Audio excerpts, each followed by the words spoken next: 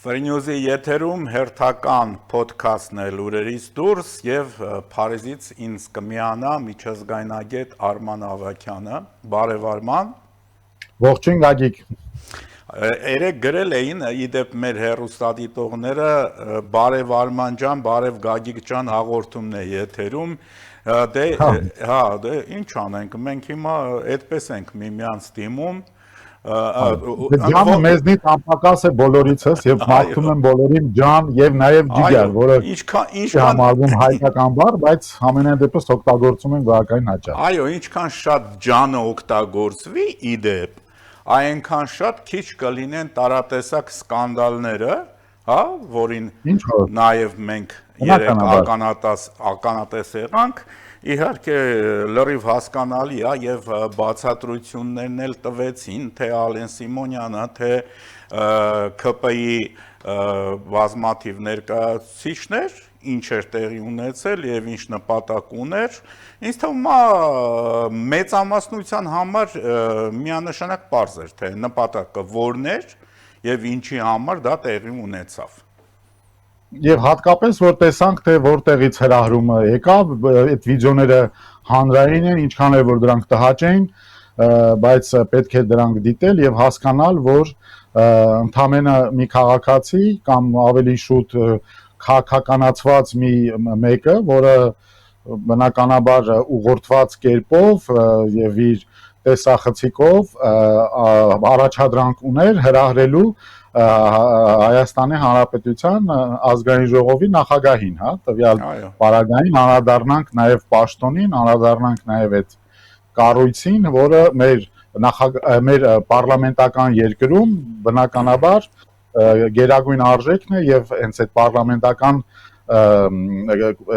երկիրն է, որ որոշում է իր վարչապետի եւ այսպես շարունակ։ Մի խոսքով շատ պարզ էր եւ շատ տխուր էր եւ բնականաբար այս հիբրիդային հարցակման գործընթացում, որի մասին ըստիս նաև հենց ինքը ազգային ժողովի նախագահը խոսեց, տեղավորվում է եւ բնականաբար նաև եւս ցավոք սրտի քաղաքականության մի մաս է դարձել նաև մեր տեղում, հա, եւ ինչքան մենք մոտենում ենք այդ ֆինիշին հունիսի 7-ի, այնքան բնականաբար ռիսկերը մեծ են, որ նմանատիպ սադրանքներ գոտկատակից ներքև պետք է փորձեր արվեն, որովհետև արդեն տեսնում ենք, որ դե թելերից կախվել էլ կա, ինչքան էլ որ տհաճ է, պետք է դիմանանք եւ չտրվենք ըստիս նմանատիպ էժանագին տհաճ իրադարձությունների, եթե թույլ տաս զուգահեռներ երևի թե հա փորձենք ստեղի հետ անցկացնենք, ինչ ես կարծում։ Իհարկե, որովհետև Գագիկ ջան, մենք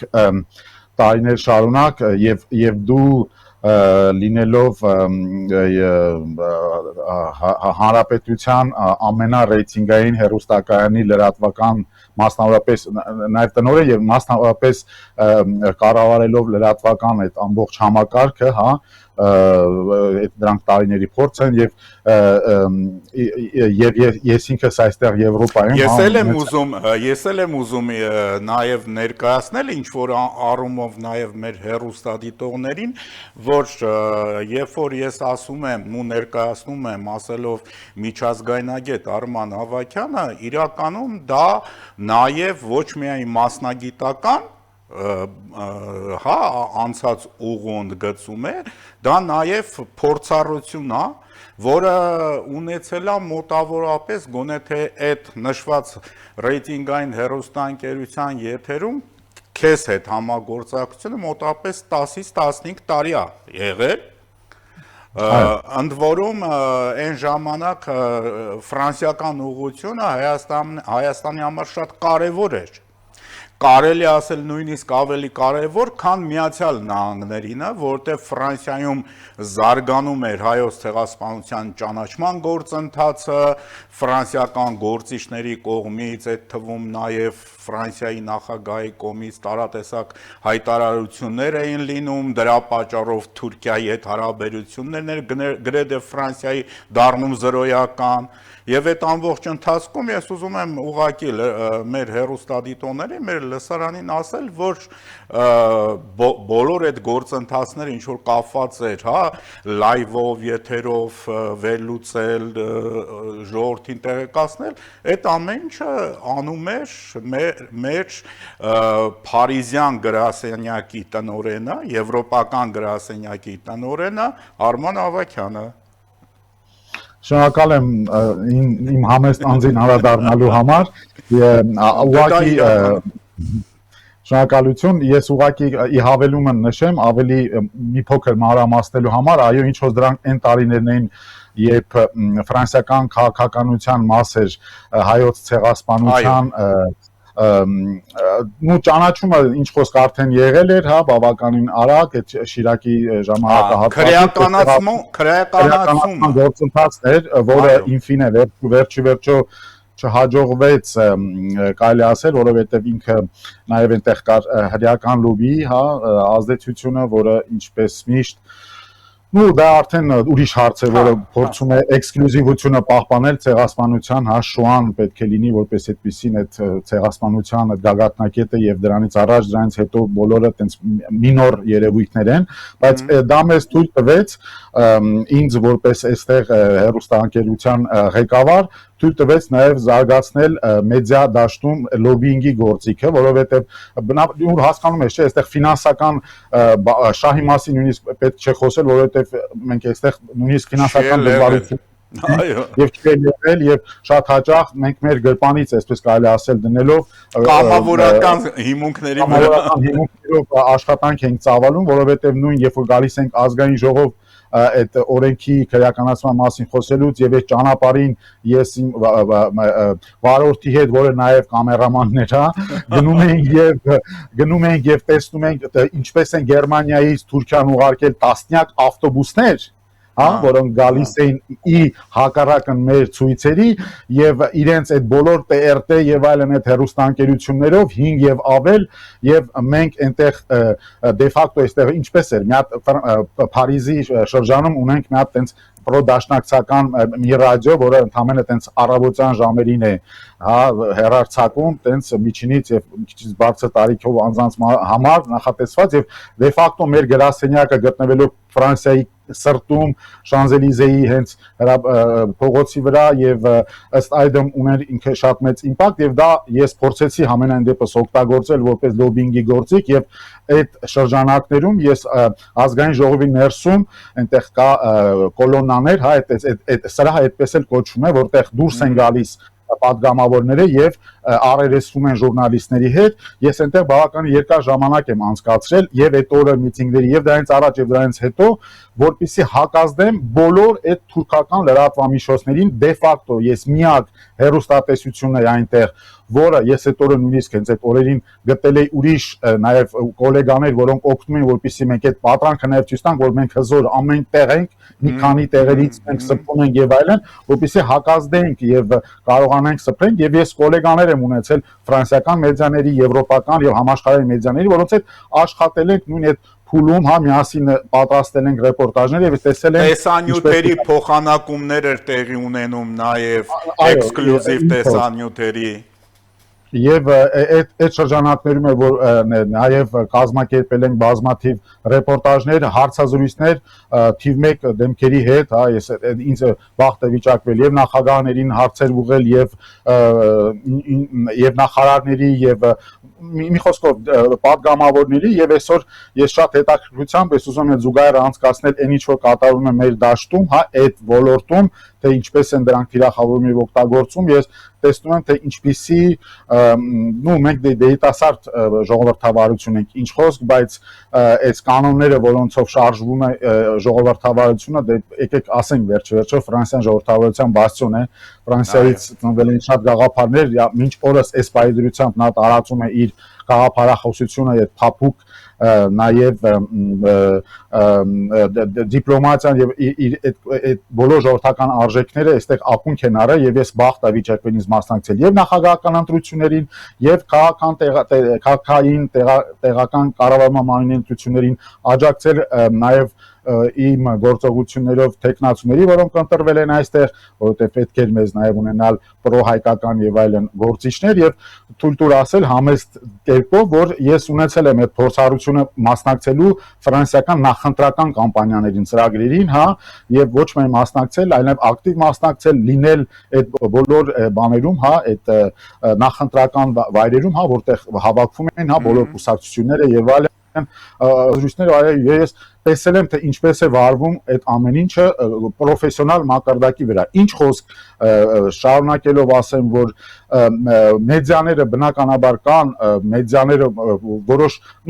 այսպես ասենք, մեդիա կառույցները նաև վերահսկվում են շատ ժամանակ մեծահարուստների կողմից, հա, որտեղ այստեղ ունենք Բոլորե գրուպը, ասենք մյուսը, որոնք ինչ խոսք, ինչ որ իմպուլսներ են հաղորդում, հա, ասենք գիտենք Le Monde-ը, ասենք էսմի գրուպային է, Figaro-ն էմիս գրուպի մեջ է մտնում եւ բնականաբար կան որոշակի հետաքրքրություններ, որոնք պետք է ներկայացվեն, բայց դրանք մնում են որովհետև այստեղ օրենքը նաև շատ ավելի, գիտեք, ավելի է զարգացած եւ շատ པարզ է դառնում, երբ որ խոսում ենք վաճառված վճարովի ժուրնալիստիկայի մասին կամ որ խոսում ենք անկախ ժուրնալիստիկայի մասին եւ ըստ այդմ այդ լրատվությունը նկատի ունեմ այդ իմպուլսները, հա, որ կարող են տալ այդ մեծահարուստները, այդ ֆինանսավորողները հիմնադրում են կուսակցական ուղղվածության, այսինքն դրանք արդյոք աջակողմյան են թե ձախակողմյան են։ Այստեղ մենք չենք խոսում արդյոք Ֆրանսիայի քաղաքականությունը պետք է ուղղված լինի որպես պրոամերիկյան, թե պետք է ուղղված լինի որպես պրոեվրոպական, արդյոք Դե Գոլը, որը միշտ պայքարել էր, որպեսզի Ֆրանսիան իր անկախությունը ունենա Ամերիկայից եւ այսօր դրա պատուներն է քաղում, որովհետև դե ֆակտո Ֆրանսիան միակ այսօր տեսնում ենք, հա, ինչպես է Շարլ դե Գոլի այդ նավատորմը այսօր հսկում միջերկրականում պահպանել է իր, այսպես ասենք, ռազմական անկախությունը, իր միջուկային գերտերություն լինելը, որով նա լիդերն է Եվրոպայում այսօր, եւ ըստ էությամբ ինքը ներքաղաքական հարցեր են քննարկվում եւ աջակողմյան կամ ձախակողմյան ուղղվածությունների մասին ենք խոսում, բայց արի ու տես մենք մեր դաշտում տեսնում ենք ուղղվածություններ, որտեղ ես չեմ տեսել ժուրնալիստներ, որոնք եկել են հայտարարություններ անել, որտեղ դա կտևեր ընդամենը 3 վայրկյան եւ նրան դուք շփրտել, որտեղ քաղաքական գործիչ չես, գոյություն ունի քաղաքական գործիչ, գոյություն ունի լրագրող, ամեն մեկը պետք է մնա իր դերի մեջ եւ երբ որ դու արդեն ուղղվածություններ ես տալիս եւ ավելին, հա, եւ անդրադառնալով ազգային ժողովի նախագահի դեպքին կարող ենք մատնանշել, որ ինչ կատարվեց, որ մի կողմից արվում են լայվեր, այստեղ իրենց բախտը չբերեց, որտեղ այդ անձը խուլիգան է, կարելի ասել, հա, տվյալ պարագայում, որը ինքը այդ ամեն ինչը հրարեց, ինքը հենց լայվով ցույց տվեց, թե ինչպես է ինքը հրարում։ Ավելի շուտ Արման ջան, այսպես այդ բանը, դեպքը որակավորվում է որպես խուլիգանություն, խուլիգանության փորձ, հա։ Եվ ես ավելին ասեմ, զուգահեռ անցկացնելով, այո, Ֆրանսիայի հետ, ես քեզ նշեմ ժողովրդավար երկրի մասին ենք խոսում, այստեղ խոսքի բացարձակ ազատություն կա, այստեղ մենք ունենք Շարլի Էբդո, այստեղ մենք ունենք, հա, բոլորը գիտեն, հա, դա խոսքի բացարձակ ազատություն է տիրում, բայց դե ինչ խոսք մի կողմից ազգային ժողովի նախագահը այդ ֆետիշի պահով, հա, իր պաշտոնից ելնելու պահով նա շատ ավելի, հա, կարող է այսպես դիստանցավորված թվալ, հա, եւ միևնույն ժամանակ այդ պաշտոնը, հա, ներկայացնել եւ մյուս կողմից եթե լիներ որևիցե մեկը դա կլինի քաղաքական գործիչ եւ ով որ այլ լինի եւ գար եւ հայհոյեր, նա հայտնվում էր ասֆալտին, հա, Փարիզում, հա, նկատում եմ Ֆրանսիայում, հա, նրան պարկեցնում էին, նրան ձեռնաշղթաները հագցնում էին եւ նա գնում էր որոշակի վայրեր, որտեղ բոլոր արտաքին եւ ներքին հետախուզական ծառայությունները նրա վրայով անցնում են եւ բնականաբար կանխորոշում որոշում եւ ըստ այդմ հետո փոխանցում է դատավորին եւ այսպես շարունակ գնում են դեպի դատավճիռներ, մարդիկ կան, որ նստել են դրա համար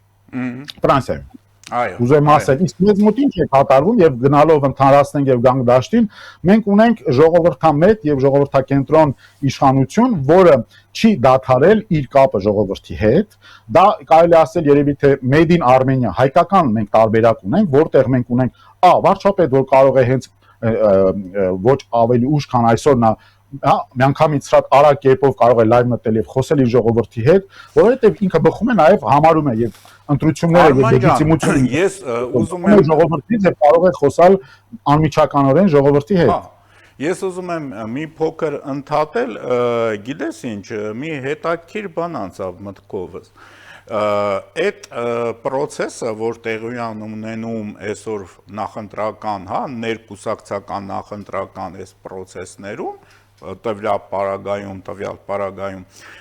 ԿՊ-ի մասին է խոսքը, շատ հավանական է, որ նախընտրական տրամաբանությամբ վտանգավոր է թվում իրենց օպոնենտներին, որովհետև իրենք կարող են եւ ոչ միայն կարող են, այլ կարողանում են հանդիպել, շփվել, ձեռք սեղմել մարզերում, քաղաքներում, գյուղերում, մարդկանց հետ հաղորդակցվել, վիճել, ինչու ոչ, հա, միտումը դա խափանելն է, եւ բերել ոչ թե իրենք իջնեն այդ դաշտ եւ գնան շփվել այո։ Քանի որ իրենց մոտ խնդրեմ կա, այդ հաղորդակցության խնդրեմը իրենց մոտ կա, որովհետեւ կա մարդկանց մոտ ասոցիացիա նախկին տարիների հետ, ցուրտ ու մութ տարիների հետ, պատերազմական զանազան վիճակների հետ, ամեն օր գրանցվող սահմանային միջադեպերի, զոհերի եւ այլնի, ծանր տնտեսական վիճակի, չէ՞, այդ ամեն ինչը մարդկանց հիշողության մեջ տպված է եւ շատ հաճախ մեր հայրենակիցները որ խոսում են, ասում են, ինչ են ասում, ցուրտ ու մութ տարիներ, չէ՞։ Ցուրտ ու մութ տարիները դաշտը լցված էր այդ դրանով, հա, դրանով է լցված, այո։ Այո, այսինքն դուք այդպես եք կառավարել, սուբյեկտիվ, օբյեկտիվ հանգամանքները դնելով մի կողմ, մարդկանց մոտ կա այդ ասոցիացումը։ Իսկ այդ սուբյեկտիվորեն իրենք բերել են օբյեկտիվ այդ վիճակին, որտեղ մենք կոնֆրոնտացիոն գնում ենք անընդհատ գտնվում, եւ որը հնարավորություն է տալու քողարկելու massայական թալանան։ Այո, եւ ինչն էլ այսօր մարդիկ շատ հավանական է հանդիպելու պարագայում պետքա դեմքներին ասեն, չէ՞, բայց ինչի է սենց եղել, ինչի է այն մարդը, ասենք, բանում զոհվել, սրճարանի պետքարանում զոհվել, ինչի է մարտի 1 եղել, ինչի է էս եղել, են եղել, հոկտեմբերի 27 եւ այլն, չէ՞ որ այդ ամեն ինչը մարդկանց հիշողությունից չես կարող վերացնել։ Այո, որովհետև վերջերս բումերանգով հետ եկավ իրենց արվածը եւ այդ անձը օրինակ, որը հայհոյեց շատ ստոր կերպով ազգային ժողովի նախագահին, հա, անձը մենք չանձնավորենք, հա, վերցնենք նաեւ պաշտոնը, բայց նաեւ անձը, այսինքն ասել կուզի, եթե այդ պաշտոնը զբաղեցնողը շատ քաղաքավարի ձևով, շատ հանգի ձևով կարող է շփվել, հա, ինչ խոսք նրան կարողացել են հրահրել անցյալում եւս եւ նորից փորձանել, բայց ինչպես մենք տեսանք, այդ անձին ասֆալտին փռեցին եւ այսպես կոպի ձևով չարվեց այդ ամեն ինչը, չնայած ես հուսով եմ, որ նա պետք է պատասխանատվություն կրի, որովհետեւ մենք օրենքի երկիր ենք եւ ժողովրդավարությունը չպետք է շփոթել օրենքի գերակայության հետ եւ անարխիայի փորձել վերածել, որը նաեւ կարող է դաս դինել նրանց, ովքեր կարող են փորձել։ Ընդ որում շատ կոշտ օրենքներ են գործում արևմտյան երկրներում, դե արաբական աշխարհի մասին չեմ ասում, ընդ օրենք չի, ընդ ուրիշ երևույթ է, հա։ Կոշտ օրենքներ են գործում հենց նմանատիպ հայհոյանքների դեպքում։ Ինչ խոսքը այդ հայհոյանքների դեպքում եւ իսկս կարող եմ ասել, որ այդ կապը, որ կա ժողովրդի հետ, հա, նույն եվրոպական քաղաքներում, ես քեզ ասեմ, դա հաճախ նաեւ այդ նախընտրական կամպանիաների ընթացքում դա շատ հաճախ կազմակերպվում է նաեւ, հա, որովհետեւ այո գործիչներ կան, որոնց մոտ նույն ես քեզ հիշեցնեմ, օրինակ Նիկոլա Սարկոզիի ժամանակ ես ինքս եմ տեսել, հա, այդ նախընտրական ժամանակներում ինչպես էր, որ ասենք շատերը նրա հետ համաձայն չէ եւ բան էին անում, հա, հայհոյանքներ էին ուղղում եւ այլն եւ անընդհատ հրահրում են եւ նա հրահրվում էր եւս որոշ չափով եւ դա դարձել է նաեւ որոշ չափով գործիք, բայց ես քեզ ասեմ, որ այդ թիկնապահները շատ կոշտ էին, շատ կոշտ եւ շատ կոպիտ էին, որովհետեւ գործ ունենք մենք ինստիտուցիոն մի համակարգի հետ, որը ներկայացնում է մի անձ եւ դա անձը նա անուն եւ ազգանունը տվյալ պարագայում կապ չունի, բայց դա պրեստիժը եւ դրա լրջությունը չպետք է շփոթել, մի կողմից ասենք նստել, փակվել հյուրանոցում եւ քո ընտանիքի կամ քո կուսակցական անդամների հետ այսպես թե այդպես խոսել, էտել խոսելուց ընդամենը խոսել կարտոֆիլից, այնքան ասելու բան չունենալ, մյուս բանը, երբ որ դու հաղորդակցում ես անմիջապես ժողովրդի հետ, դու չես վախենում դուրս գալ եւ հաղորդակցվել եւ այդ արանքում բնականաբար գցել այդ բանը ներվը, հա, փորձել այդ նյարդը մտցնել եւ փորձել մարդկանց մեջ ցույց տալ եւ անընդհատ հետ բերել այդ լեվելին եւ փորձել այդպիսով նեյտրալիզացնել քաղաքական գործչի գործողությունը բումերանգի պես հետ է գալիս, որովհետեւ արդեն ժողովուրդը սովորել է։ Գագիկ ջան, ես կարծում եմ հիմա մենք գտնվում ենք այդ վեթինգային փուլում։ Այո, մենք անընդհատ վեթինգից էինք խոսում, հիշում ես դատական համակարգում, վեթինգ, լյուստրացիա, այո։ Քաղաքական առումով մենք մեր չլվացված լվացքն ենք լվում, հա, մեր տանը, հա, այսպես ասենք, քաղաքական առումով մենք այս հարցերն ենք լուծում, պարզաջրում եւ մաքրում եւ վերջո այս խոսույթները դուրս են գալիս, այս գաղտնազերծումներն են դուրս գալիս, այդ սին գաղափարախոսությունը, այդ սուտասան հայրենասիրությունը, հա, որը քողարկված է լավ չասենք, լավ է, այդ բառը օգտագործենք դավաճանական մտադրություններով, հա, դրանք դավաճանությունը ինչ է, թե ոչ պետականությունը դնել հարցականի տակ, եւ հիմա կարող ենք խոսել մեր թեմայից նաեւ այդ վիշապի գլուխներից եւ այլն եւ այսպես շարունակ։ Տես, այստեղ մի հետաքրքիր բան էլ կար, ես բառացիորեն եթերից առաջ մի վերլուծություն տեսա, ուրեմն հայկական տիրույթում, մեդիա տիրույթում, այս պարագայում խոսքը նաև վերաբերվում է Telegram-ին, չնայած մոդելը տարածվում է նաև մյուս սոցիալական հարթակներում, որը կոչվում է ռուսական մատրյոշկա, եւ ինչա տեղի ունենում։ Այո, մի ինչ-որ անհայտ, կիսը անհայտ, ինչ-որ մի տելեգրամյան էջ բաց է թողնում ինչ-որ ինֆորմացիա, դիցուկ Շերլին Սարգսյանը կամ Շերը կոչ է արել բոյկոտել Նիկոլ Փաշինյանին, հա, այսպես։ Հա, ինչ-որ սլիվ, հա, այդ Ժարդոնով ասած սլիվը։ Հա, եւ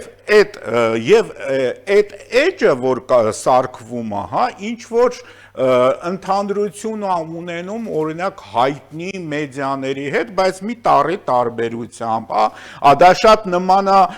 Աբիդասին, հա, հիշում ես, կեղծ Ադիդաս,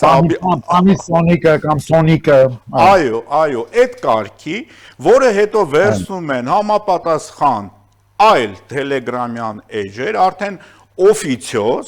այսինքն պաշտոնապես գործող տելեգրամյան էջեր ու սկսում են տարածել։ Եվ հիմա դեպի ընտրություններ նման դեպքերը շատանալու են։ Ասենք, եթե մենք դիտենք երեկվա, հա, չէ, այդ օրվա սկանդալային այդ տեսանյութը, ինչքան է տարածվել, ինչպիսի տարածում է գտել, ամեն ինչ ընկնում է իր տեղը։ Այսինքն ոչ թե դեպքն է fake, այլ fake-ի ինստիտուտը ոնց է աշխատում։ Այո, եւ այդ առումով մենք պետք է պատրաստ լինենք եւ քաղաքական գործ։ Ես համարում եմ նույնիսկ որ այն ինչ որ հետո արվեց նաեւ քաղաքական գործչի կողմից, տվյալ պարագայում Ալեն Սիմոնյանի կողմից, այսինքն բացատրողական աշխատանք եւ գիտես, դա շատ կարեւոր է, հա։ Պետք է ժողովուրդը նաեւ հասկանա, հա, ներողություն խնդրելը շատ լավ բան է, ներողություն խնդրելը դա երբ որ սխալ ես գործում, բայց երբ որ սխալ չես գործում, կարող ես նաեւ ներողություն չխնդրել եւ դա բացատրել, բայց շատ պետք է մենք բոլորս հասկանում ենք, ցիվիլ աշխարհում շատ լավ բարձ է դա, բայց այդ հին ուժերից մնացած այդ փակագծերում ուժը, հա, որը հիմնական թուլություն է, որովհետեւ ոչ լեգիտիմ ղեկավարների խոսույթներ են դրանք, դու չես կարող այդպես գիտես մտածել, որ այդ ներողություն խնդրելը դա ընդհանրապես թուլություն է, ոչ, դա այնքան ուժ է, որը քեզ հնարավորություն է տալիս առաջ գնալու, դա նաև կենսակերպ է, Արման ջան։ Այսինքն, երբ որ դու այստեղ ֆրանսիական գործիչներից լսում, mea culpa, խնդրեք, դա շատ նորմալ երևույթ է, դա քո լեգիտիմությանը ոչ մի ձև չի վնասում, այլ դու կարող ես ընդունել այդ խոսքերը։ Դու զբոսնում ես Փարիզի փողոցներում, բավական է, որ մտնես ինչ որ մեկի, հա, ոնց որ ասած անձնական տիրույթ, այսինքն մոտիկ ես անցնում եւ մեխանիկորեն ասում ես կներեք։ Այն նույն մարդն մեխանիկորեն ասում է կներեք։ Մեղանում է եւ ասում ես կներեք, այստեղ քաղաքավարության տարական կանոններ կան։ Մենք պետք է ասել, որ այդպես այդենք ասիական այդ իմպուլսներից հետո, այդ սովետական իմպուլսներից հետո հիմա գալիս ենք այդ եվրոպական, հա, այդ իրավիճակներին, որտեղ տեսնում ենք այդ վիդեոներից դատելով ինչպիսի այսպես ասենք ցածր մակարդակի ես դրանք նմանեցնում եմ այդպիսի բաներ ես օրինակ տեսել եմ աֆրիկյան երկրներում այստեղ հա Ալժիրում, Մարոկոյում տաված այդ մարդիկ, որոնք տենց կիսա տենց հարփած կամ կիսա չգիտեմ այդպես իրենց հագուստով եւ այլն նորմալ ասենք ոչ հավասարակշռված եւ ոչ գրագետ կերպով ինչ խոս դա ցածրացնում է մեր դեբատը, բայց մենք հուսով եմ մենք խոսենք այս հիբրիդային հարձակումների գործընթացի մեջ են դրանք բոլորը տեղավորվում, հայկական սոուսով համեմվում, հայկական այդ հայհոյանքները, տղամարդու հայհոյանքները, մենք բոլորս էլ ինչ խոսք հայերս, մենք տղամարդիկ հայոյում են, այստեղ շատերը գիտես, այսպեսի մի բան էլ ասենք հայոյանքից, եթե թույլ կտաս, մենք շատերս օրինակ ասում ենք, որ դե լավ չի չէ, հայոյանք բան, ես քեզ օրինակ մի բան ասեմ, ի տարբերություն օրինակ Եվրոպայի, այստեղ Եվրոպայում հայոյելը այնքան པարզ է դառը եւ կանանց մոտ հայոյելը, օրինակ մեզ մոտ օրինակ տաբու է, չէ, դա մեծ բան է, որ կնոջ մոտ պետք չէ հայոյել եւ այլն, այսինքն մենք նաեւ ունենք այսպիսի ցենզեր, հա, մակարդակի, ինչպես ասեմ, վերաբերմունքի ցենզեր, որ օրինակ չկա Եվրոպայում, հա, այստեղ այդ իտալական վախանքուլո եւ այսպես շարունակ արտահայտությունները շատ ազատ կերպով արտասանվում են կանանց երեխաների մոտ, հա, իսկ ի տարբերություն մեզ մոտ, հա, բայց դե մեր տղամարդիկ էլ հա տաքարյունությունը եւ այլ այդ ամբողջը հաշվի առնելով օգտագործվում են շատ էժանագին կերպով եւ դե կարտոշկայից հետո հիմա էլ սա ենք օգտագործում մի խոսքով պետք է դրան մոտենալ շատ պրագմատիկ կերպով եւ չտրվել ինչքան հնարավոր է մեր քաղաքական գործիչներին, որ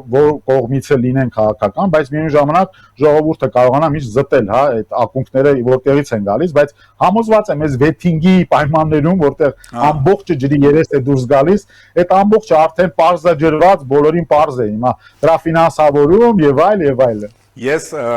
մի օրինակ բերեմ Երբ որ մենք զրուցում ենք մեր այսօրվա զրույցի, քննարկում ենք մեր այսօրվա զրույցի, այսպես ասած, սցենարական պլանը, այսինքն թեմաները, բայց պետք է նաև հեռուստատիտողին ասենք, որ մենք ժամերով այսպես տակտիկական, այսպես չեն նստում եւ ասում այսօր ինչպես անենք, որ այսպես լինի, հա, ոնց որ այդ կազմակերպված գրողները դատևում են ընդամենը մի քանի րոպե, որտեղ մենք մեր խոսակցության թեմաներն ենք, հա, ընդհանրացնում եւ ամեն մեկս ունի մեր կարծիքը, չէ՞, Գագիկ ջան, մենք չունենք որևիցե հենց նպատակաուղղված, պլանավորված գործողությունների շարք։ Այո, եւ զրուցում ենք, մենք ինքներս երկուսս էլ կարդացինք այն ինֆորմացիան, որ տեղի էր ունեցել, այսինքն Հայաստանի պետեկամուտների կոմիտեի հետաքննության եւ օպերատիվ հետախուզության վարչությունը ձեռնարկել էր գործողություն եւ հրավիրել էր այնտեղ անձերի Ռուսաստանի Դաշնությունից ժամանած, ովքեր իրենց հետ բերել էին ոչ ավել, ոչ պակաս 113 միլիոն կանխիկ ռուբլի։ Դա բացառիկ թիվ է այն երկրի համար Ռուսաստանի, որ օրինակ արգելել է արդեն ոսկի ապրանքներից դուրս բերել է երկրից $100,000-ից ավել գումարի դուրս բերել երկրից։ Այդ ինչպես ստացվեց, որ իրենք շատ հանգիստ ձևով դուրս եկան երկրից այդ գումարը։ Ընդ որում, եթե այդ գումարը վերածում ենք դոլարի, ինքը մոտավորապես կազմում է մոտենում է $1.5 միլիոն։ Եվ ընդ որում ՊԵԿ-ի բացատրության մեջ նաև ասում է, որ այդ գումարներից բավականին ստվար մասը գնացել են փոխանակման կետեր, որտեղ պետք է վերածվեին դոլարի, այստեղ այդ հիբրիդային գրողը մի քանի գլուխ ունի, քանի որ մենք որոշել ենք նաև գլուխների մասին խոսալ։ Ռուբլի չէ, հա։ Այո, ռուբլի չէ, դոլար է, բաց այդ չէ որ Ռուսաստանին այ հիմա շատ դոլար է պետք, որտեվ դոլարային մուտքերը գրեթե զրոյացել են, այստեղ համ դա կա, համ էլ այն ինչի մասին մենք խոսել ենք մեր նախորդ հաղորդումների ընթացքում, որ նախատեսում է, որ մեր հայրենակիցները կգան Ռուսաստանից, կբերեն ռուբլիներ, Մարդ այսքան փող կբաժանեն, չենք ասում, որ չգայթակղենք մարդկանց, եւ այլն, այսինքն սկսվելա, բայց այստեղ ուրախալինն է, որ սկսվելա նաեւ պետական կառույցների հակազդեցությունը, թող մեր ընկերները, մեր հայրենակիցները սիրուն ովքեր մտածում են, որ ասենք հետները 5 կիլո, 10 կիլո ռուբլի կբերեն, օդանավականից ուղիղ կգնան համապատասխան վայր։